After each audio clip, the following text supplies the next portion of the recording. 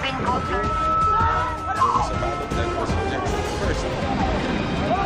Live mula sa GMA Network Center, ito ang 24 Oras.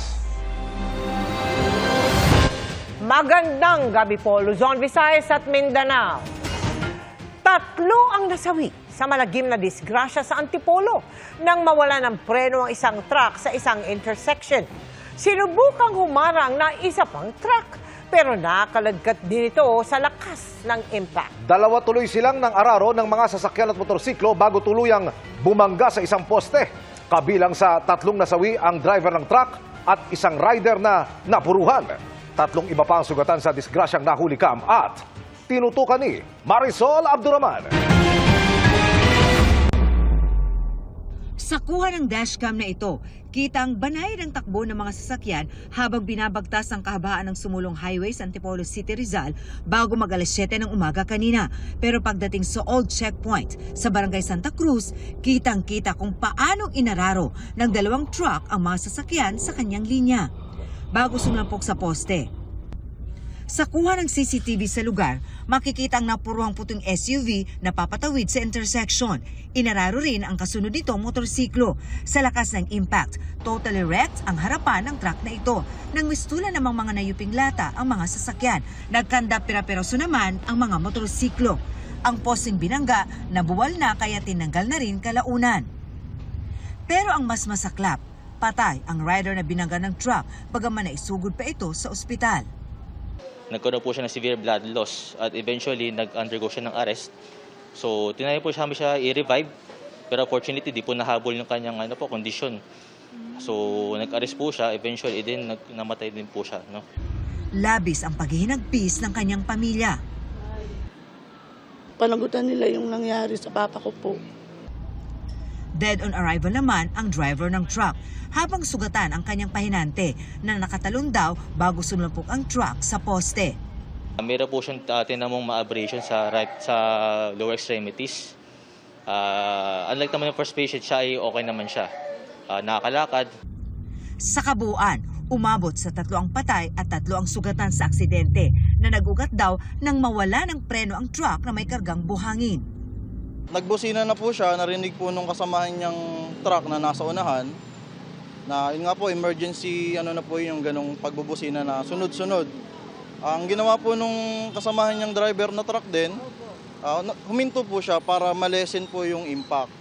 Kaso nga lang po, yes po, kaso po, nag-full brake siya, handbrake. Pero nagtuloy-tuloy daw na dumaos-dos ang 2 truck na may mga karga. Nag-full brake din po siya. Kaso hindi po talaga kinaya. Loaded po silang dalawa. Loaded po sila ng buhangin, ma'am. Tapos pababa din po yung kalsada. May possibility po na ganun po. Nag-loose brake, ma'am. Isa pong factor po dun, ma'am, madulas po yung daan. Pahirapan ang pagtanggal sa dump truck na ito na sangkot sa aksidente dito sa sumulong highway sa Antipolo, Rizal. Ayon sa mga otoridad, 6:45 daw ito ng umaga nangyari kanina. Pero 11:30 na, hindi pa rin ito natatanggal. Nagdulot ng matinding traffic sa lugar ang aksidente. Para naman sa Automobile Association of the Philippines, may mga pagkakataon talaga ang posibleng mawala ng preno ang mga sasakyan. Pero maaari naman daw mamitigate ang matinding pinsala kung alam ng driver ang dapat gawin kung mangyari ito. Dapat ang ginawa nung nasa driver sa unahan, bumusina siya ng bumusina para yung mga tao nasa unahan tumabi. Imbis na sinalo niya yung truck sa likod. So, ang nangyari, parang 2 truck yung sumagata sa mga tao. Tuloy-tuloy yun. Ang magiging dapat na reaction na lang ng driver doon para mamitigate mo. Paghahanap siya ng paraan para mabawasan yung mapapatay niya. Sa totoo lang, masakit ng pakinggan, kasi titili na yan kung halimbawa, iahampas niya sa pader sa gilid ng kalsada para tumigil. Para sa GMA Integrated News, Marisol Abduraman, nakatuto 24 oras.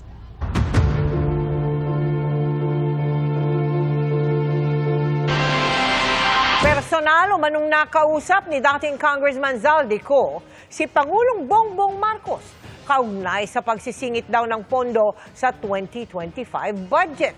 Sa kanyang panibagong video, sinabi ni Ko na maski sa 2026 budget na tinatalakay pala ngayon, may pasingit din ang Pangulo. Idinawit na rin ni Ko ang anak ng Pangulo na si House Majority Leader Sandro Marcos na may mahigit 50 bilyong piso budget insertions umano mula 2023 hanggang 2025. Nakatutok si Tina Panganiban Perez. 26 budget. Sa panibagong video na inilabas ni dating House Appropriations Committee Chair Zaldi Co ngayong araw, sinasabi na niyang direkta niyang nakausap si Pangulong Bongbong Marcos tungkol sa umunoy budget insertion sa 2025 budget.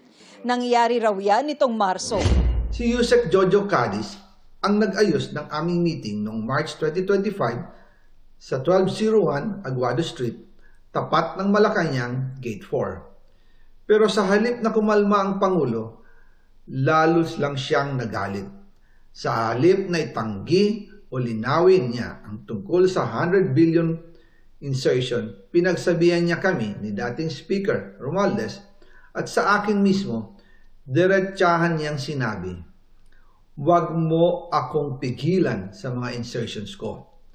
Huwag ka nang makialam sa budget." Dahil sa mga binitawang salita sa akin ni BBM, naging malinaw sa akin na siya mismo ang nag-utos kila Secretary Mina Pangandaman at Yusek Adrian Bersamin na ipasok ang 100 billion pesos worth of projects. Bago raw ang pulong na ito, sumulat na rin daw siya kay Pangulong Marcos noong February 2025. Doon ko ipinaliwanag na ginagawa ko lang ang mga utos niya tungkol sa mga insertions na sinasabi niyang hindi na raw niya makilala. Ilalabas ko po ang sulat ko sa Pangulo kasama ng bidyong ito. Maliban pa anya sa 100 billion pesos na mga proyektong pinasingit sa budget, may dagdag na hirit pa raw itong 50 billion pesos na halaga ng mga proyekto. Kinausap ako ni Yusek Jojo Cadiz at nagsabi na ipinapa-insert ng mga projects ang Pangulo na worth 50 billion pesos. And sinabi ko kay Yusek Jojo na meron ng instruction kay Secretary Mina Pangandaman at Yusek Adrian Bersamin about the 100 billion pesos insertion. And sabi niya, kakausapin niya ang Pangulo na kung pwede, doon na lang i-charge ang gusto niya ng 50 billion pesos na insertion. Ngunit ang sagot ng Pangulo, humingi ka ng bago or dagdag na insertions. Doon po nakita at naramdaman na hindi pwedeng sabihin ng Pangulo na wala siyang alam sa mga nangyayari. Kasi mismo siya ang nagbibigay ng utos. Sabi ni Ko, kahit sa panukalang 2026 budget na tinatalakay pa ngayon ng Kongreso, may mga pinasingit daw na mga proyekto ang Pangulo. Kung titingnan ninyo ang 2026 budget, may panibago siyang 97 billion insertions. Pero ngayon, ipinasok na mismo sa President's Budget or NEP 2026. Yan po ang kinumpirma ni Secretary Manny Bunoan na may instructions ang Pangulo na magpasok ng 100 billion ulit sa President's Budget. Kaya wala na siyang pwedeng ipamigay. Ito ay nalaman ko noong May 2025 sa meeting namin kasama si dating Speaker Romualdez. Sinusubukan pa ng GMA Integrated News na makuha ang panig ng palasyo sa mga sinabi ni Ko. Pero bukod sa Pangulo, idinawit na rin ni Ko si Presidential Son at House Majority Leader Sandro Marcos sa budget insertions mula 2023 hanggang 2025. Hindi lang po ang Pangulo ang may insertion sa budget. Pati po si Congressman Sandro Marcos, meron din pong pinapasok taon-taon. Noong 2023, may 9.636 billion pesos. Noong 2024, 20.174 billion pesos. At nitong 2025, 21.127 billion pesos. Lahat-lahat, ang kabuuan ay 50.938 billion pesos.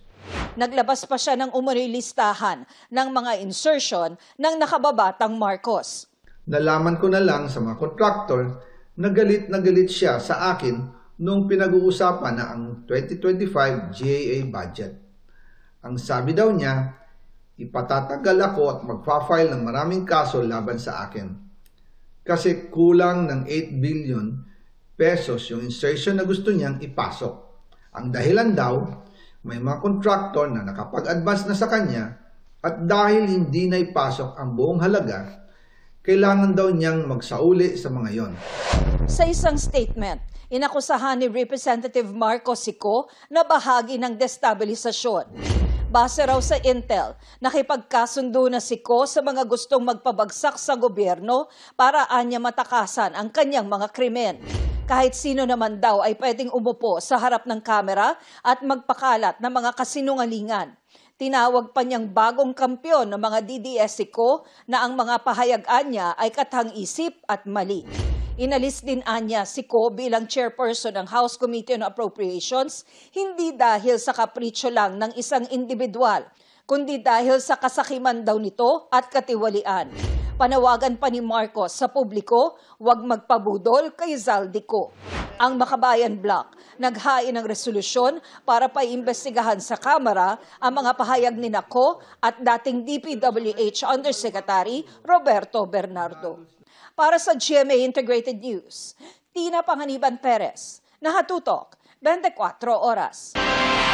Muling nalubog sa baha ang maraming lugar sa Cebu dahil sa ulang dala ng bagyong Verbena na 6 na beses nang naglandfall. Hindi lang mga bahay at ari-ariang nalubog sa tubig ang problema ng marami, kundi pati mga nasawing alagang hayop na hindi na naisalba ng tumaas ang tubig. Nakatutok live si Fe Marie Dumabok ng GMA Regional TV. Fe! Imilaabot sa mahigit 200 pamilya ang biktima sa malawakang pagbaha sa Carcar City at bayan ng Barili dito sa Cebu dahil sa bagyong Verbena. Kasunod ng malakas na ulan dahil sa bagyong Verbena. Rumagasa ang baha sa barangay poblasyon sa Carcar City, Cebu kaninang madaling araw. Umapaw ang tubig sa Nilias Bridge na nagdulot ng baha sa National Highway. Nabutan pa ng GMA Regional TV ang ilang residenteng naglilinis ng establishmento at binahang bahay. Sa orasan ni sir, nagsugod yung baha dito sir. Las 3, niawas ang sapaw. Nalubog din sa baha ang malaking bahagi ng poblasyon 2. Isang 18 anyos na lalaki naman ang nalunod matapos mangisda kaninang umaga sa bukana ng Sapa kung saan naranasan ang baha. Ayon sa CDRRMO, ligtas ang isa pang 18 anyos na kasama ng biktima. Ayon sa inisyal na datos ng Carcar City DRRMO, nasa mahigit 100 pamilya o mahigit 400 individual ang apektado ng baha. Walang naitalang casualty o nasugatan dahil sa ipinatupad na preemptive evacuation. Sa bayan naman ng Barili, Cebu, aabot sa 126 na pamilya mula sa 6 na barangay ang apektado ng malawakang baha sa lugar. Umapaw kasi ang Santa Ana River. Although naaraman noon sa mga highway, but ang uban pod kanang wala man gyud sila magdahom kay sa previous nga mga bagyo, dili na nakataas ang tubig nila, so wala sila ikuan sa ato ang kuan na preemptive evacuation. Sa barangay poblasyon na abutan namin si Jerome na bitbit ang mga namatay niyang manok na nalunod sa baha. Awa sa suba god, wala namang tabang di mga among mga pamilya sa among giuna. Pagbalik mo di naman mada, kay ianod mamisog. Sa barangay San Rafael naman, may inanod na mga sasakyan. Puti naman kuas dagat na dire. Aning wa ni mahipos nga butang. Ambot gani sir. Saon ni. Kaya asak makina ani kay gi paayo mo kunig ko anta mekaniko. Oh ya datahan pa patay tanay sa motos kompanya ani di. Adto pa sa likod wala kita ni. Oh, wa gyud ni drainage way kagusa na ng tubig mo lagi ta na mong gihangyo last time nga. Hopefully ba nga tagaan in taon ni kagusa na ng tubig kay ang tubig manggod mangitay siya kagianan din.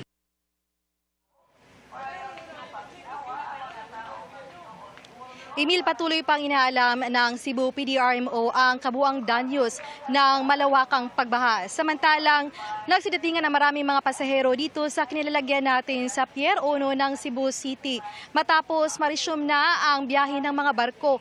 Matapos itinaas o ini-suspend na ng Pag-asa ang itinaas na storm signal dito sa Region 7. Emil? Ingat at maraming salamat. Fe Marie Dumabok ng GMA Regional TV. Humarap sa Independent Commission for Infrastructure o ICI sina Congressman Arjo Atayde at Dean Asisio.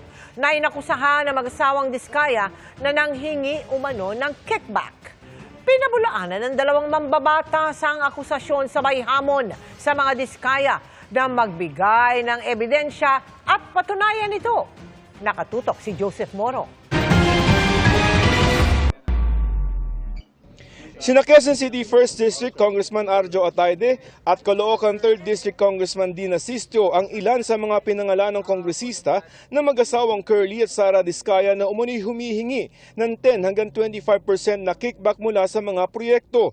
Pero itinanggi nila yan nang humarap sila sa pagpapatuloy ng investigasyon ng Independent Commission for Infrastructure o ICI. Ayon sa mga Diskaya, ang ama raw ni Atayde na si Arturo ang personal nilang binigyan ng pera para hindi gipitin ang kanilang mga proyekto.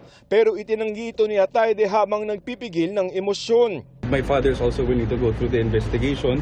Wala po kami tinatago, hindi ako magtatago, hindi ako iiwas, hindi ako lilipad ng ibang bansa. I am here to thoroughly go through the investigation to fight for my innocence po and Sige, we'll do it. Kamaya na, sir. Excuse us. Excuse us. Sa isang pahayag, pagkatapos ng tumestigo, dagdag ni Atayde, lahat daw ng mga flood control project sa kanyang distrito ay ipinanukala ng DPWH. Sinertipikahan din ng DPWH ng mga existing at naipatupad ang mga proyekto sa kanyang distrito at wala raw ghost project doon. Wala raw ninakaw na pera ng bayan. Wala rin daw siyang kaugnayan kay Pacifico Curly Diskaya. May pulisiya na ang ICI na i-live stream ang kanilang mga pagdinig pero hiniling daw ng dalawang kongresista na mag-executive session. Nagbigay ng mga video sa media ang ICI. I'm very much upset, embarrassed with the situation that I've also mentioned, but in fact, I really have nothing to do with it. Si Asistio naman, personal umanong binigyan ng cash ng mga Diskaya at nakatala ito sa kanilang ledger. Dininay po natin at paulit-ulit po natin i-deny na meron po tayong kinalaman sa implementation ng mga project sa ating distrito.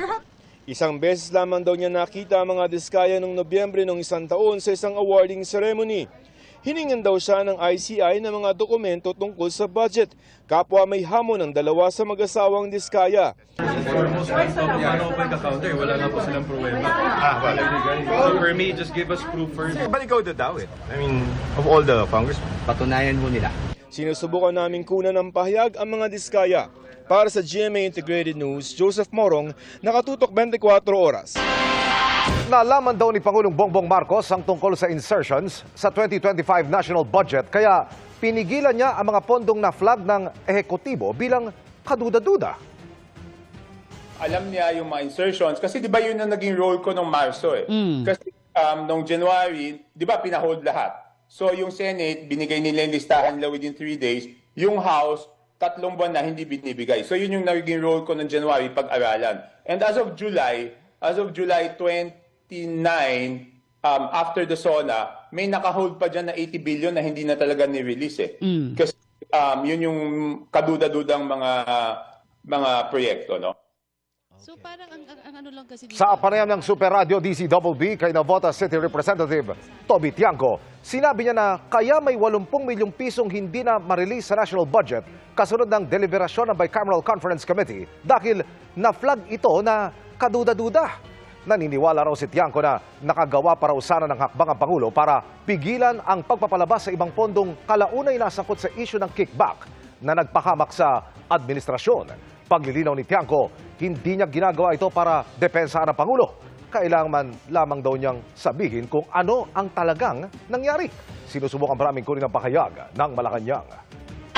Inaprubahan ng Senado ang proposed 1.44 trillion 2026 budget ng Department of Education. Pinakamataas yan sa kasaysayan ng bansa. Ayon kay Education Secretary Sonny Angara, sa pamagitan nito, bibilis at patitibayin ito ang iba't ibang reforma sa edukasyon. Kabilang sa mga nadagdagan ng alokasyon ng mga pangangailangan sa mga pampublikong paaralan, gaya ng textbook and learning materials at school-based feeding program expansion. Tumaas din ang alokasyon para sa Last Mile Schools Program, Human Resource Development, Alternative Learning System, at electrification of schools. Happy Tuesday, chikahan mga kapuso! 23 taon nang naghahatid ng mga kwentong puno ng pagmamahal, inspirasyon at pag-asa ang Kapuso Drama Anthology na Magpakailanman. Sinariwa ni Magpakailanman host at award-winning news anchor Mel Tiangco ang ilang di malilimutang episode nito.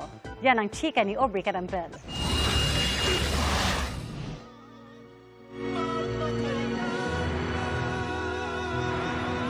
Napabalik-tanaw si Magpakailanman host Mel Tiangco sa ilan sa di niya malilimutang mga kwento, kabilang ang life story ng starstruck graduate na si Abdul Rahman. Tulungan niyo po kami. At ang kwento ng Cantillana family na ginampanan naman ni Asia's multimedia star Alden Richards. Meron pang mga kwentong napapaiyak ako, may mga kwentong napapaisip ako, may mga kwentong nag-iiba ang tingin ko sa ilang mga, factors in your life. Hindi pwedeng hindi ka magdama pag nakausap mo, tulad yung mga tinatampok namin sa Magpakailanman. Ayon pa kay Mel, isa sa pundasyon ng programa ay ang pagbabahagi ng tunay na karanasan ng mga totoong tao.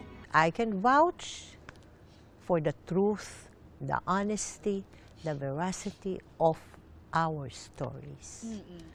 Walang walang pagdududa. At bilang isang journalist at news personality, hindi nga raw nagkakalayo ang kanyang trabaho sa paghahatid ng balita at pagkukwento ng buhay ng iba't ibang tao sa Magpakailanman na naging Saturday night habit na tuwing 8:15 p.m. ng mga kapuso.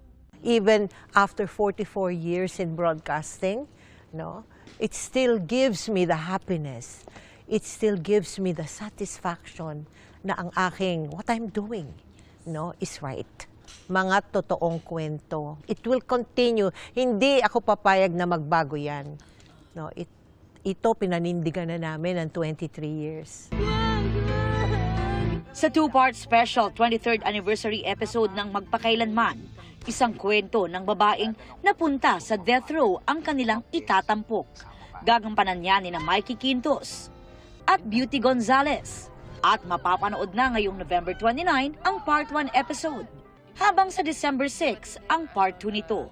Sa dinami-dami na mga naitampok na sa Magpakailanman, may pangarap pa bang istorya si Mel?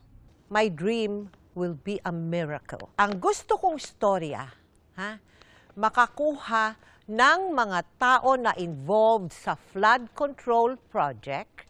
Aamin siya, hihingi siya ng tawad. Hindi lamang sa Diyos, kung hindi pati sa taong bayan. Gagawa siya ng kabutihan.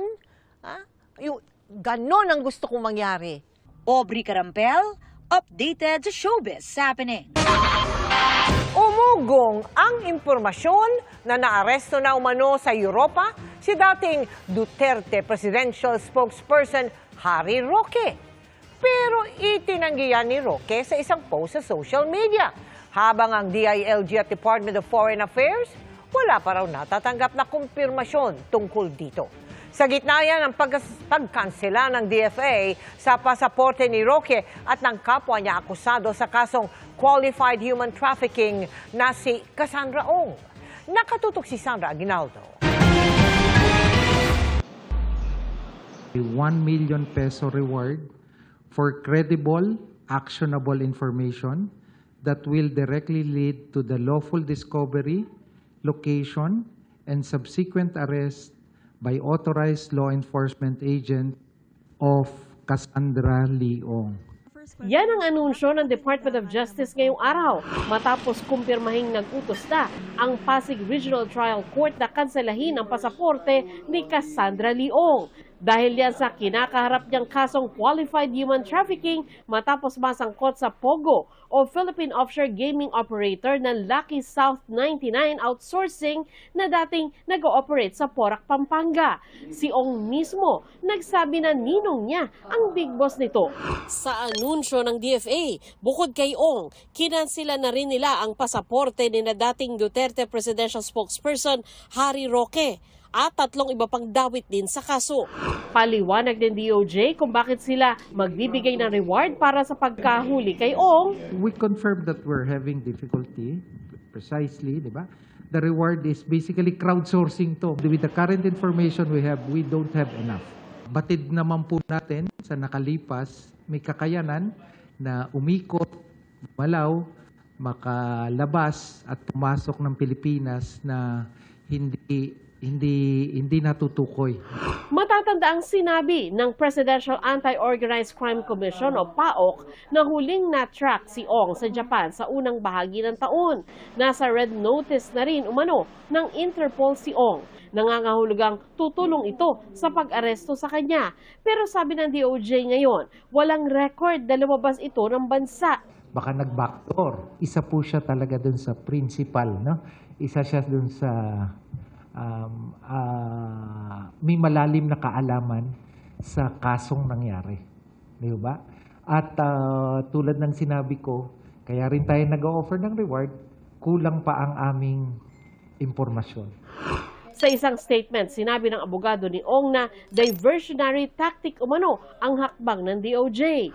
Bukod naman sa pagkansela sa pasaporte, hiniling na rin ng gobyerno na mailagay sa Interpol Red Notice si Roque para sa pag-aresto rito.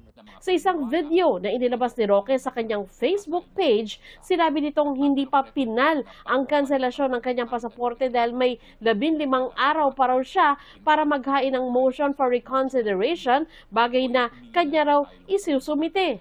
Hindi rin daw siya pwedeng arestuhin dahil nag-a-apply siya ng political asylum sa Netherlands. For the record, nakatanggap po ako ng court decision na aking sasampahan ng motion for reconsideration. So dapat po hindi pa kanselado ang aking pasaporte. At alam naman po ng Department of Foreign Affairs yan dahil may mga abogado naman sila na nag-a-advise na hindi naman automatic ang desisyon ng korte. No? Meron po yung motion for reconsideration. At ang aking motion for reconsideration, sabi po ng hukuman, ako daw ay nananatiling labas sa bansa na walang justifiable na dahilan. Well, ang paghingi po ng asylum ay karapatang pantao.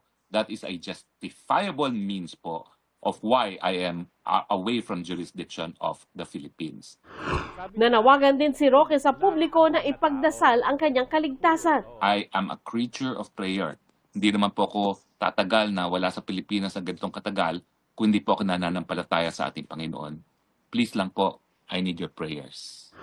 Sagot naman ng DOJ, wala umanong basihan ang paghingi ng asylum ni Roque. At the end of the day, he has to demonstrate and establish to the authorities na he is being persecuted here. There is no persecution but he is evading prosecution. Itinanggi naman ni Roque ang umugong na impormasyon na naaresto na siya sa Europa. Nag-post pa siya ng larawan ng kanyang umanong tiket papunta sa Vienna, Austria ngayong araw. Nang tanungin kung posible nga bang makabiyahe si Roque dahil kanselado na ang pasaporte nito, sabi ng DOJ, hindi raw ito posible kung wala siyang valid passport at pwede siyang hulihin ng immigration authorities at maaaring ma-detain ng anumang bansa kung gawin niya ito. Para sa GMA Integrated News, Sandra Aguinaldo, nakatutok 24 oras. Mga kapuso, kuha na tayo ng update sa bagyong Verbena. Kung hanggang kailan ito magpapaulan sa bansa, yakatid ni Amor La Rosa ng GMA Integrated News Weather Center. Amor! Salamat, Emil. Mga kapuso, patuloy ang pagkilos ng bagyong Verbena palapit sa Palawan matapos mag-landfall ng ilang beses dyan sa Visayas. Ang landfall po nito kahapon sa Bayabas, Surigao del Sur, nasundan pa ng ibang landfall dito yan sa Hagna, Bohol, at Talisay, Cebu, Valle Hermoso sa Negros Oriental, pati na rin po dito sa may San Lorenzo, Guimaras, at ganoon din dito sa Miagao, Iloilo. Sakaling tumama rin sa northern portion ng Palawan, ito na ang magiging ikapitong landfall nitong bagyong Verbena. Huling namataan ng sentro nitong bagyong Verbena sa coastal waters ng Cuyo, Palawan. Taglay po ang lakas ng hangin nga abot sa 55 km per hour at yung bugso naman nasa 70 km per hour. Kumikilos po yan pakanluran sa bilis na 25 km per hour. Ayon po sa pag-asa, ngayong gabi posibleng mag-landfall o dumikit po yan dito sa northern portion ng Palawan. At bukas, Miyerkules, posibleng nandito na yan sa West Philippine Sea hanggang sa maaaring makalabas na ng Philippine Area of Responsibility January pagsapit ng Huwebes. Kumpara kahapon, nabawasan na yung mga lugar na nasa ilalim ng wind signal number 1. Nakataas po yan sa Occidental Mindoro, Oriental Mindoro, southern portion ng Romblon, northern and central portions ng Palawan, kasama ang Calamian, Cuyo at Cagayan Silio Islands. Kasama rin sa ilalim ng wind signal number 1 ang Antique, ganun din ang northwestern portion ng Aklan. Sa mga nabanggit na lugar, posible pa rin pong makaranas sa mga pabugso-bugsong hangin na may kasamang mga pag-ulan.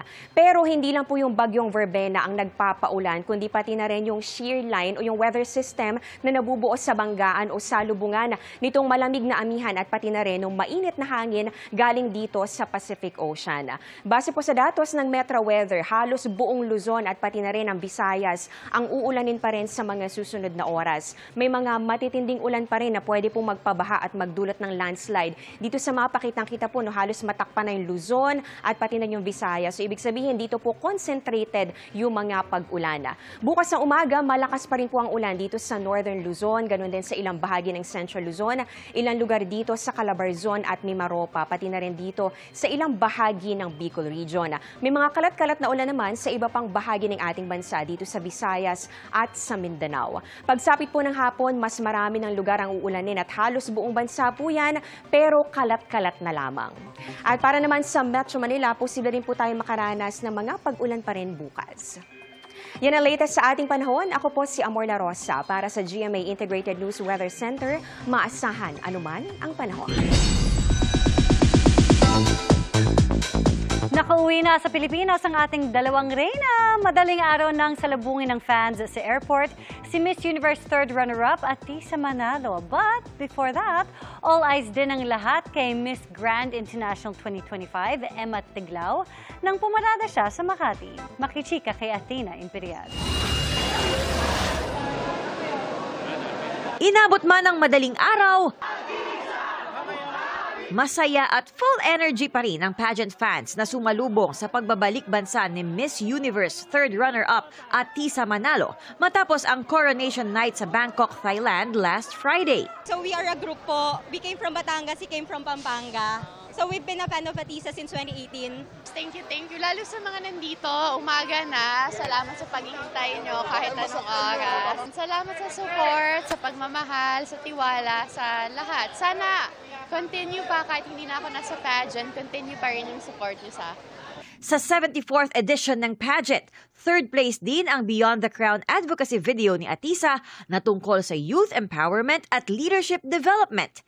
Di man nakuha ang 5th Miss U crown ng bansa, puno ng contentment at pasasalamat ang puso ni Atisa na narating na raw ang kanyang ultimate destination sa pageant industry. Huling pageant na raw ni Atisa ang Miss Universe matapos ang kanyang 18-year journey sa pagiging kontesera. Kaya nang tanungin sa sentiment ng ilang netizens tungkol sa resulta ng pageant, whatever the result is, we have to accept it. That's what the organization announced out there.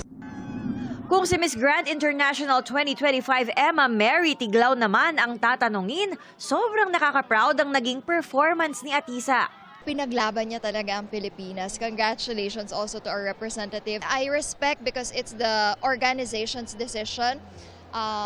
Yun na lang siguro yung gawin natin. Sabi nga ni Papa Nawat kanina sa interview, we all have different opinions, different views. So we have a voice. If you don't like it, if you like it, then you voice it out. But what we need to do is respect na lang din. Nagbalik na rin ng bansa ang Kapampangan beauty queen na gumawa ng her story matapos ang first ever back-to-back kasunod ni Miss Grand International 2024 Christine Julian Opiaza. Mainit din siyang sinalubong ng Pinoy fans at pageant enthusiasts sa parade sa Makati City. Ang kanyang float may disenyo ng Miss Grand International crown at hitik sa mga bulaklak na kahel na kulay rin ng kanyang show-stopping evening gown. Pinagkaguluhan din sa parada si Miss Grand International 2025 first runner-up Gatchabel Gatchapat at iba pang Pinay beauty queens na naging kinatawan ng bansa sa international stage. And now here we are, we're bringing the back-to-back crown for the Philippines! Maraming salamat po sa inyong suporta. Sobrang saya to be back home. Iba ang pakiramdam kapag nandun ka sa sarili mong bansa. Athena Imperial updated sa Showbiz Happenings. Lampas taong baha naman ang nanalasa sa malaking bahagi ng Bacolod, kaya may mga residenteng umakyat ng bubong at nagpasaklolo. May mga bahay ring tuluyang inanod. Ang sitwasyon doon tinutukan live ni Eileen Pedreso ng GMA Regional TV. Eileen? Mel, unti-unti nang nag-subside ang tubig baha sa ilang barangay dito sa Bacolod City, ngunit ang mga residenteng lumilikas patuloy na nadadagdagan ayon sa LGU dahil sa nagpapatuloy na rescue operation. Mabilis ang ragasan ng tubig sa Puro Carvic, Bacolod City, Negros Occidental. Ang mga bahay nalubog sa hanggang dibdib na baha. Di na nakapagsalba ng gamit ang ilan at inakyat na rin sa mataas na lugar ang alagang hayop. Sa Barangay 39, umakyat na lang sa bubong ang ilang mga residente. Ganyan din ang sitwasyon ng mga taga-Barangay Singkang Airport. Lampas tao ang tubig sa ilang bahagi, kaya gumamit ng rubber boats ang rescuers ng Red Cross. Maingat na inalalayan ang mga residenteng nasa bubong dahil malapit na sa mga kawad ng kuryente. May ilan namang sa simbahan muna tumuloy. Tiyan ka pangadaan. Sakit pa ako mga tiil, din yung ko tindog. Halin sa balagay na, wala ka pamahaw kabataan. Wala pa kami kaaway, wala kami kitigang. Siyempre, kasubo, wala pagani nag-abot ang ayuda. Santino, lain naman nga bagyo ang nag-abot. Sa Barangay 40 naman, may mga kabahayang tinangay ng baha. Masakit Bisan isa, wala kami may na, hawas, gitinan balay namon. Nang bayo, gamit, lamisa, bangko, electric fan, tanan-tanan, wala. Sa Puro Consuelo, sa Barangay Villamonte, nakunan din ng residente kung paanong tuluyang lamunin ng tubig ang inanod na bahay na ito. May ganyan ding nakunan sa creek malapit sa San Antonio Abad Church. Ayon sa CDRRMO, 26 na barangay sa Bacolod City ang binaha. Mahigit 2,000 pamilya ang apektado. May ilang stranded din dahil di makadaan sa mga kalsadang lubog sa tubig. Sa Iloilo City, binahari ng ilang pangunahing kalsada, gaya sa Barangay Huervana sa La Paz, kung saan may ilang residenteng sumuong na lang sa baha para makauwi mula sa trabaho. Expected naman nga baha, di permit tag-ulan. Ginlakatula kaya malanda balay namon. Budlay man kay wala ka ang service. Kung ma-commute ka tay budlay ka man magulat ka jeep para man sa pamilya pangadlaw-adlaw man Sa tala ng LGU, 30 na barangay ang binaha dahil sa malakas na ulan. Sa Barangay Lopez Haina Norte, La Paz, may ilang residenteng lumikas. Kung magtiner, pagid kami to mataas, pagid sa. Tumaas rin ang level ng tubig sa ilang creek sa lungsod.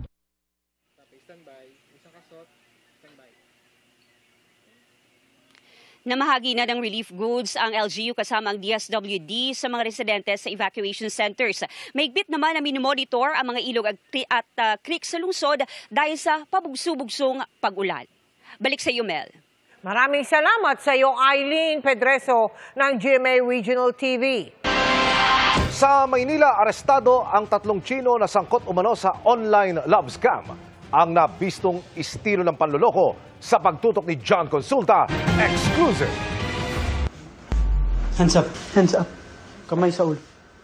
Inabutan sa kanilang workstation ang 3 Chinese national sa isang hotel sa Binondo, Maynila. We are under arrest in violation of Philippine immigration law. We have the right to remain silent. Abala ang 3 sa kanilang online panloloko. Gumagamit sila ng mga social media accounts or Facebook accounts ng mga babae na gumagamit sila ng mga gandang larawan upang magpanggap na sila ito at kakaibiganin nila yung kanilang mga biktima. Pag nakuha na nila yung loob ay doon nila hihikayatin na mag-invest sa kanilang cryptocurrency investment platform. Doon nila uumpisang unti-unting manghingi ng pera hanggat sa makahalata ka na eventually na ma-realize ng victim na wala talagang katumbas na pera yung binigay nila sa mga scammers. Palipat-lipat daw ng hotel at apartment ang mga suspect para di ma-detect ang kanilang aktibidad. Kinukumpirma ng BI Fugitive Search Unit ang report na meron na ring nabiktima sa love scam ng grupo dito sa ating bansa. Wala pang pahayag ang mga dayuhan na nakakulong na sa BI Detention Facility sa Bicutan. Sa tanong kung madedeport agad ang 3 Chinese pabalik sa kanilang bansa. Ang maari lamang pong makapigil sa kanilang deportation ay pag napag-alaman natin or madiskubre natin kung na may mga biktima din sila dito. So pag nalaman po natin na may biktima dito, kakasuhan din po sila dito bago natin sila ibalik sa China or bago ma-implement yung deportation, kailangan po silang managot dito sa atin. Para sa GMA Integrated News, John Consulta, nakatutok 24 oras. Mahigit pa sa doble ang itinaas ng Statement of Assets, Liabilities and Net Worth ni COA Commissioner Mario Lipana mula 2022 hanggang 2024. Kapansin-pansin ang pagdami ng kanyang pera sa bangko at cash on hand. Nakatutok si Salima Refran. Isa ang pangalan ni Commission on Audit Commissioner Mario Lipana sa mga pangalang nababanggit sa mga pagdinig kaugnay sa mga anomalyang flood control projects. Si Lipana ang tinukoy ni dating DPWH Undersecretary Roberto Bernardo na nagpa-refer sa kanya sa DPWH Bulacan 1st District, ang distritong hinawakan noon ni dating District Engineer Henry Alcantara. Si Alcantara naman, sinabing kinausap siya ni Lipana noong 2022 at humingi ng listahan ng mga flood control projects sa Bulacan at nakakuha na mahigit 1 bilyong pisong budget allocations para sa mga proyekto. Ang asawa ni Lipana ay President at General Manager ng Olympus Mining and Builders Group Philippines Corporation na nakakuha ng 1.89 billion pesos na halaga ng infrastructure projects mula 2023 hanggang 2025 base sa datos ng DPWH. January 2022 nang i-appoint ni Pangulong Rodrigo Duterte si Lipana sa COA. Sa kanyang unang Statement of Assets, Liabilities and Net Worth o SALN noon na nakuha ng GMA Integrated News Research, ang deklarado niyang net worth mahigit 12 million pesos. Malaking bahagi nito ang kanyang 8 real property assets na mahigit 7 milyong piso ang halaga. Mahigit 4 na milyong piso naman ang kanyang pera sa bangko at cash on hand. Wala siyang dineklarang utang. Pagsapit ng December 2022 o wala pang isang taon, ang kanyang net worth umakyat sa mahigit 19 million pesos. Sa taong ding ito, kinasal si Lipana kay Marilu Laurio na dineklara niya sa kanyang SALN bilang isang businesswoman. Hindi siya nagdeklara ng mga business interests at financial connections. Kapansin-pansin ang pagtalo ng kanyang cash on hand at on bank na halos trumiple at naging 12 million pesos kumpara noong Enero. Patuloy na tumaas ang kanyang net worth noong 2023 na mahigit 23 million pesos na. Mula sa 8, naging 9 ang kanyang real estate properties.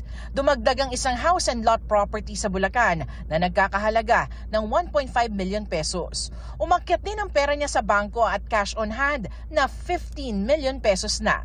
Nananatiling walang liability si Lipana.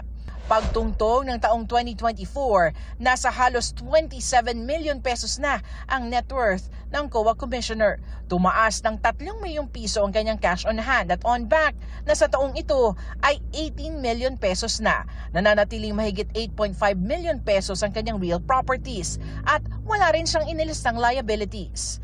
Mula 2022 hanggang 2024, higit sa doble ang tinaas ng net worth ni Lipana. Para sa GMA Integrated News, Salima Refran, nakatutok 24 oras. Kinilala ng American Chamber of Commerce of the Philippines ang GMA Network sa kanilang second AmCham Corporate Social Impact Awards. Ginawa na ng Gold Award sa Disaster Response and Emergency Relief category ang mabilis na pagtugon ng Operation Bayanihan ng GMA Kapuso Foundation sa mga hinagupit na Bagyong Christine noong nakaraang taon sa Bicol Region. Sa tulong ng ating partners, donors, volunteers at ng GMA Network, nakapaghatid tayo ng food packs, malinis na tubig at essential supplies.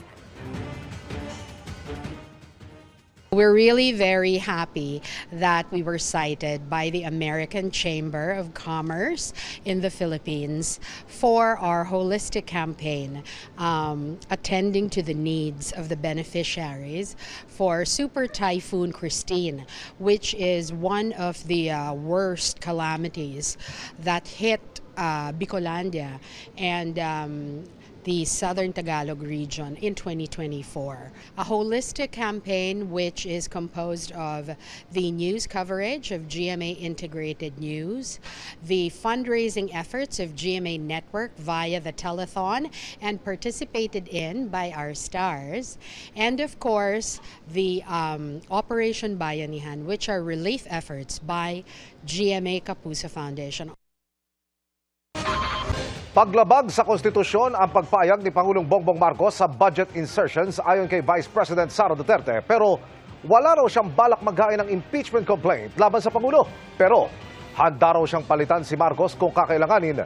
Nakatutok si Sara Hilomen Velasco ng GMA Regional TV. Para kay Vice President Sara Duterte, wala nang kwestiyon kung sangkot si Pangulong Bongbong Marcos sa isyu ng budget insertions sa General Appropriations Act o GAA. Hindi ko na kailangan sabihin na kasali yung Pangulo dyan. Kasi kitang-kita naman natin, kanino bang pirma? Ang ebidensya ng kanyang participation is yung pirma niya sa GAA.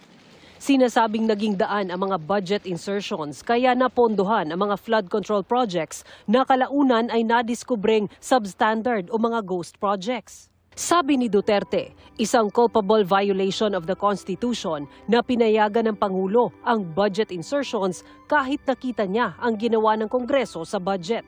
Pero wala daw balak siyang mag-file ng impeachment complaint laban sa Pangulo.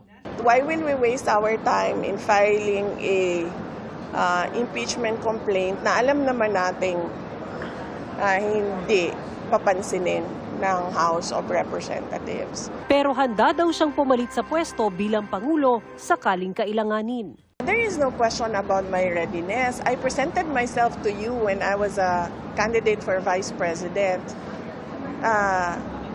with the understanding that I am the first in line in succession. Pinresenta ko sa inyo, tumakbo ako bilang Vice President, pinresenta ko sa inyo yon ang sarili ko at alam ko na first in line ako sa succession.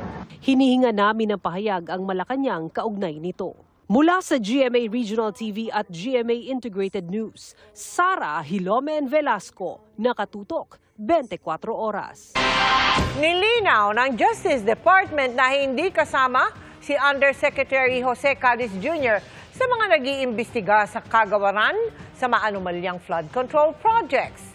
Yan ay kasunod ng pagdadawit sa kanya ni dating Congressman Zaldico na tumanggap umano ng milyong-milyong piso para dalhin sa bahay ni Pangulong Bongbong Marcos. Ayon sa DOJ, naka-leave mula November 21 hanggang 28 si Cadiz at wala rin namang aplikasyon for travel authority abroad.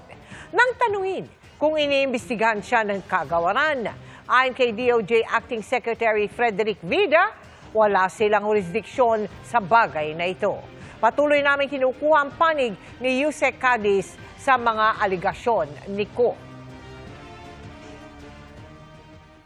Dalawa po kami na hindi na-assignan to interview any of the witnesses. Hindi visible sa akin yung mga evidence being gathered, yung testimonies ng potential witnesses, similarly with Yusek Cadiz. So, until today po, he is not involved in any of the ongoing investigations relative to the flood control issues of the Department of Justice.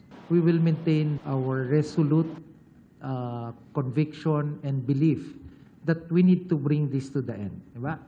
Na kailangan natin, tulad ng mandato ng Presidente, diba? Where the evidence will lead. Pinuna ni Senador Ping Lacson ang paglobo ng pondo para sa ayudang assistance to individuals in crisis situations tuwing may eleksyon. Ngayong taon, pinakamalaki raw ang nakuha ng 2 distrito sa Davao. Pero sabi ni Vice President Sara Duterte, nagamit ang naturang pondo para sa congressional candidates ni dating House Speaker Martin Romualdez. Nakatutok si Jonathan Andal. 31 billion pesos Sa deliberasyon ng plenaryo sa Senado sa budget ng DSWD, tanong ni Senator Ping Lacson, bakit daw tuwing may eleksyon tumataas ang pondo ng ayudang Assistance to Individuals in Crisis Situations o AICS? Ang AICS ay isang social welfare program ng DSWD na nagbibigay ng medical assistance, burial, transportation, education, food, or financial assistance sa mga kwalipikadong individual. Sabi ni Lacson, ang 23.6 billion na pondo ng AICS noong 2021 tumalon sa 39.8 billion noong 2022 na election year. Bumaba sa 36.8 billion noong 2023, bumaba ulit sa 34.3 billion noong 2024. Pero ngayong 2025 na election year ulit, lumobo na naman ang AICS sa 44.4 billion pesos. Ginagamit ito sa politika, not really intended na tulungan yung talagang nangangailangan. So hindi ito driven ng needs, kundi driven ng politics. Baka maraming legislators na nagre-request pag election year, di ko alam, no? Baka ganun ang nangyayari. That's exactly my point, Mr. President. Ayon kay Lacson, ngayong 2025, ang pinakamalaking nakakuha ng pondo ng AICS ay ang Davao City, 1st at 2nd District, habang ang may pinakamaliit na AICS funds ay sa Sulu, 1st at 2nd District. Ang tanong ko, anong crisis meron sa Davao City na wala sa Sulu? Let's be clear, the crisis referred to in AICS are personal crises. When we speak of these areas, I would say, Mr. President, all over the country, there are families in crisis, personal crisis. Ang kapatid ni Vice President Sara Duterte na si Representative Paulo Duterte ang nanalo noong eleksyon 2025 sa Davao City 1st District, habang ang pamangkin niyang si Representative Omar Duterte ang nanalo sa 2nd District. Pero sabi ng Vice Presidente, nagamit daw talaga ang AICS para pondohan umano ang mga congressional candidate ni dating House Speaker Martin Romualdez. Dito makikita natin na ginamit ang AICS para sa politika. Ginamit nila ang AICS to fund congressional candidates that were backed up by Speaker Martin Romualdez. Sinusubukan pa namin kunin ang panig ni Romualdez. Hiling naman ng bise, tignan din kung magkano ang nakuhang pondo ng AICS sa iba pang congressional district na may kongresistang pumirma sa impeachment complaint laban sa kanya. Meron ng congressman na nagsabi, di ba, na yung budget ginamit para bayaran sila, para pumirma sa impeachment. Hindi lang sa flood control projects o hard projects, meron ding binigay galing sa soft projects tulad ng AICS. Ang payo ni Senator Lacson sa mga taga-DSWD, huwag nang hayaan ang mga politiko na manghimasok sa mga pamimigay ng ayuda ng ahensya. Para sa GMA Integrated News, ako po si Jonathan Andal, nakatutok 24 oras. Isa na namang yulo ang nagpakitang gilas sa larangan ng gymnastics. Siya si Carl Eldrew, na hindi lang isa kundi dalawang nasungkit na bronze medal sa 2025 Artistic Gymnastics Junior World Championships. Bukod sa mga Pinoy, extra proud din ang kanyang kuya na si double Olympic gold medalist Carlos Yulo. Nakatutok si JP Soriano. Iba ang tatak yulo. Yan ang pinatunayan ni Carl Eldrew matapos magkamit ng double bronze sa 2025 Artistic Gymnastics Junior World Championships. Nitong linggo lang, nakuha ni Eldrew ang unang bronze medal para sa men's floor exercise sa score na 13.7333. Extra sweet ang podium finish ni Eldrew dahil nakamit niya ang medalya sa kabila ng sprained ankle. Masakit pa rin po. We still managed to compete with it and we still managed to get bronze even though I injured myself yesterday. But you know guys, we will fight in the very end, to the end. Kahapon, isa pang bronze ang nakuha ni Eldrew para naman sa horizontal bar finals. Present doon ang supportive parents ni Eldrew na naging emotional pa sa kanyang pagkapanalo. Love you, Ben, and so much proud talaga. Congrats na. God bless. Siyempre, nagbigay suporta ang kuya niyang si double Olympic gold medalist Carlos Yulo. Para sa GMA Integrated News, JP Soriano, nakatutok 24 oras. May na-recover ulit ang mga otoridad na piraso ng mga buto sa Taal Lake. Sa gitna pa rin yan ang paghahanap sa mga labi ng mga nawawalang sabungero na sinasabing inilibing umano sa lawa. Ayon sa mga otoridad, hinihinalang mga buto ito ng tao at itinurn over na sa SOCO team. Sa ngayon, nasa kustodiya na ito ng RFU 4A Cavite at CIDG Batangas para isailalim sa mas malalim na pagsusuri at investigasyon. Mahigit 2,000 pamilya ang binaha sa Habonga, Agusan del Norte, kasunod ng pananalasa ng bagyong Verbena. May ilang natabunan pa ng gumuhong lupa ang tirahan. Nakatutok si Cyril Chavez ng GMA Regional TV. Mga lupang nakatabo na sa ilang kalsada, mga kalat na naanod, mga sasakyang napuno pa ng putik at basura. Ilan lamang ito sa mga iniwang pinsala matapos ang malakas na ulan hatid ng bagyong Verbena sa bayan ng Habonga, Agusan del Norte. Ang kaniadtong mga kabalayan, karon nahimong puros yuta na lamang. Kinihuman ang nahitabong dakong landslide nini sa barangay A. Beltran sa lungsod sa Habonga, Agusan del Norte. Epekto gyapon sa bagyong Verbena. Swerteng nakaligtas ang pamilya ni Rodrigo. Moto nisingkit ko sa akong anak kung akong asawa nga magawas na ta kay masing naay segunda. Dito may agi sa luyo sa kusina. Pag igor may kabot diri sa highway pikas kilid, moto nga ning arya na pud ang bukid. Moto nga ang among gipuy-an nakuha jud siya nahandos. Itinuturing rin na pangalawang buhay ni Aris ang milagrong makaligtas sa sakuna. Ilang minuto lang kasi bago ito gumuho, tinawag siya ng kanyang kaibigan. Ari nako wa na natabunan na gud tuod. Purot ang mga gamit ang nabili nako short raw brief. Okay, wa makoy baro dito nagdahik.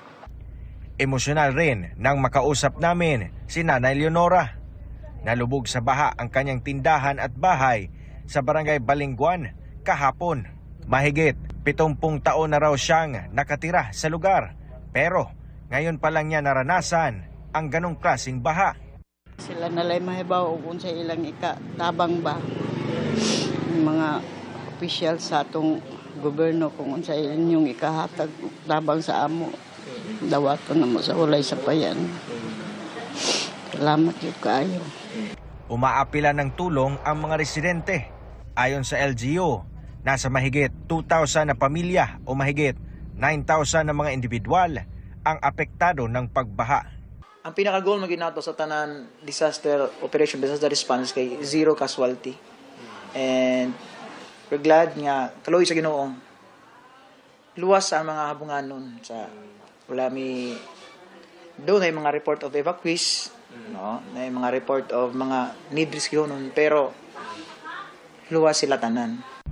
Mula sa GMA Regional TV at GMA Integrated News, Cyril Chavez, nakatutok 24 oras. Bukas na mapapanood sa big screen ang level up na katatakutang hatid ng KMJS Gabi ng Lagim, the movie. Pero bago yan, napuno muna ng kilig ang premiere ng pelikula dahil sa tila exclusive meet and greet doon ng Sparkle stars na sina Jillian Ward at Eman Bacosa Pacquiao. Makichika kay Aubrey Caronvel. Ang black carpet premiere ng pelikulang KMJS Gabi ng Lagim naging Gabi ng Lambing? Dahil yan sa dalang kilig ng unang pakikita ni na star of the new gen Jillian Ward at young boxer and new sparkle artist na si Eman Bacosa Pacquiao. Agad nag-viral ang meet and greet video na mayroon ng mahigit 14 million views sa official Instagram account ng GMA Regional TV at Sparkle GMA Artist Center. Nag-uumapaw raw ang chemistry ni na Jillian at Eman. Bumiyahe pa raw si Eman mula Cotabato para sorpresahin si Jill. Sobrang na-surprise po kasi wala akong idea at all. So nagulat po talaga ako. And ayun, syempre I'm very happy, very happy. And Kasi po, pag yung nakikita ko lang siya, either nagla-like siya or yung pag nagme-message po siya. Actually, sobrang sweet po ni Emma. Nagme-message siya minsan na God bless, mga reminders to have a great day, gano'n. Siyempre, masaya po yung heart ko na nakita ko siya. I'm very thrilled and honored po na nakasama ko po siya ngayon manood ng Gabi ng Lagim. Pero teka, bakit parang may namumuong love triangle? Ang ka-love team kasi ni Jill na si Rahil Birria sa Abot Kamay na Pangarap at Never Say Die, pabirong hinamon ng sparring si Eman. Nirepost naman niya ni Eman with emoji na boxing gloves. Bukod sa kanyang showbiz crush, na-meet na rin ni Eman ang kanyang idol na si Ding Dong Dantes na dumalo rin sa premiere night.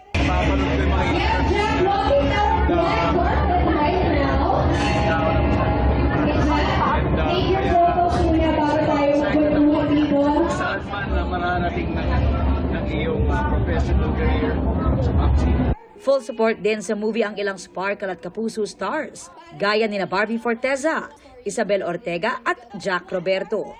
Naroon din si National Artist for Film and Broadcast Arts, Ricky Lee, GMA Network Senior Vice President and GMA Pictures President Attorney Annette Gozon Valdez, GMA Pictures Executive Vice President and GMA Public Affairs Senior Vice President Nessa Valdelion, at Sparkle First Vice President Joy Marcelo. Siyempre, present din ang mga bida ng horror trilogy. Ang bida sa episode na Pochong na si Miguel Tan Felix at kanyang co-stars na sina John Lucas, Ara San Agustin at Eva Darren.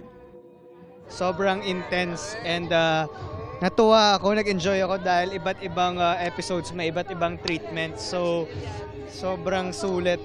Present din ang bida ng Berbalang na si Sanya Lopez at ang co-star na si Rocco Nasino. Iba yung nararamdaman mo. Every tema, iba yung feeling. Meron drama, meron kang matatawa ka, meron talagang seryoso, nakakatakot na baka nga magkatotoo. So, nakakatawa, nakakaaliw. Nakakilabot lang na may evidence na totoong nangyari. True stories talaga. Dumating din ang cast ng Sanib na pinagbibidahan ni Jillian kasama sina Ashley Ortega, Lotlot De Leon, Epi Quizon at Nikki Ko. Naroon din ang kanilang mga direktor. At syempre, ang multi-awarded journalist and host na si Jessica Soho. Napaka-intense. Parang, wow, nakagawa kami ng ganito. Hindi ako makapaniwala, nakaka-proud. Kasi yung storya ang solid Tapos yung mga effects at saka yung storytelling, wow talaga. Manood ho sana kayo. Aubrey Carampel, updated sa showbiz happenings. But I'm scared! Showing na ang KMJS Gabi ng Lagim, the movie sa mga sinehan simula bukas, November 26. And that's my chika this Tuesday night. Ako po si Iya Arellano. Miss Mel, Emil. Salamat, Iya. Thanks, Iya. At yan ang mga balita ngayong Martes, 30 araw na lang. Pasko na. Ako po si Mel Tiangco para sa mas malaking misyon. Para sa mas malawak na paglilingkod sa bayan, ako po si Emil Sumangil. Mula sa GMA Integrated News, ang News Authority ng Pilipino. Nakatuto kami 24 oras.